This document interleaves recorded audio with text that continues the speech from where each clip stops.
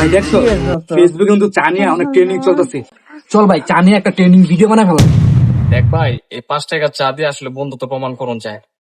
আমার একটা বাস্তব ঘটনা তোরে কইস। রিমন, হ্যাঁ বল।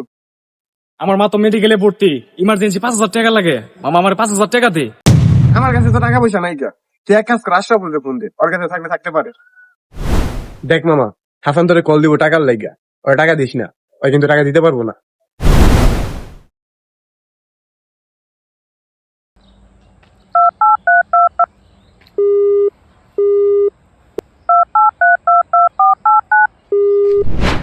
দেখ ভাই, বিপদে পড়লে প্রকৃত বন্ধু চিনুন যায়, যেমন আমি চিনছি।